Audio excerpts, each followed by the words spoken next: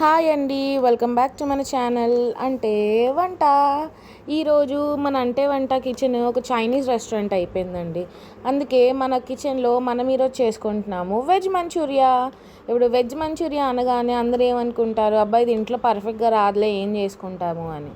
కానీ ఖచ్చితంగా నేను చూపిస్తున్నట్టు చెయ్యండి. మీకు బయట దొరికే చైనీస్ బండిల కంటే సూపర్గా రాకపోతే నన్ను అడగండి.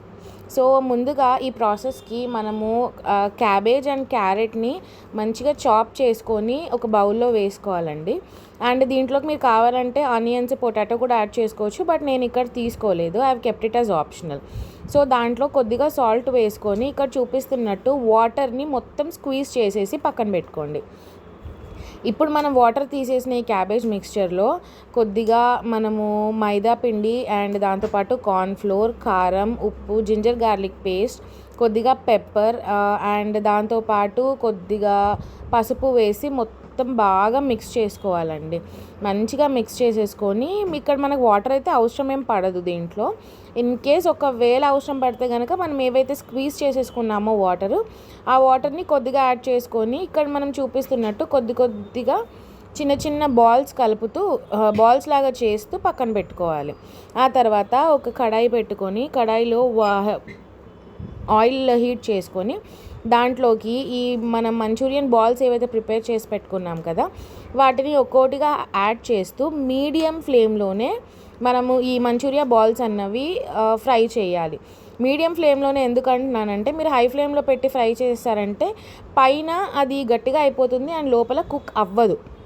కాబట్టి మీడియం ఫ్లేమ్లోనే పెట్టుకొని స్లోగా ఫ్రై చేయండి.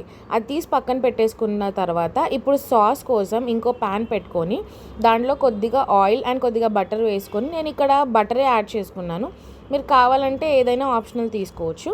దాంట్లోకి మంచిగా చాప్ చేసుకున్న గార్లిక్ అండ్ జింజర్ వేసుకొని అందులోకే ఉల్లిపాయలు అండ్ దాంతోపాటు కొద్దిగా స్ప్రింగ్ ఆనియన్స్ వేసి మంచిగా సాటే చేసిన తర్వాత కొద్దిగా కారం, ఉప్పు వేసిన తర్వాత దాంట్లోకి tomato sauce, chilli and soya sauce. Chilli సాస్లో కూడా నేను ఇక్కడ గ్రీన్ అండ్ రెడ్ చిల్లీ రెండు తీసుకున్నాను.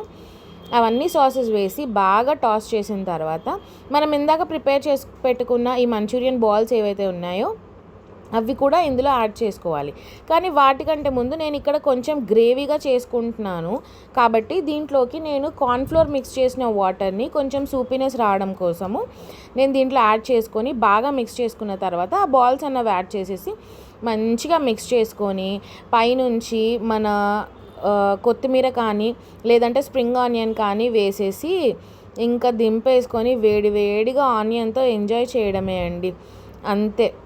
అస్సలు ఈ రెసిపీ మీరు ఇంట్లో ట్రై చేశారంటే చెప్తున్నా కదా, ఖచ్చితంగా ఎట్లాంటి చైనీస్ బండిలైనా మిమ్మల్ని కొట్టలేవండి.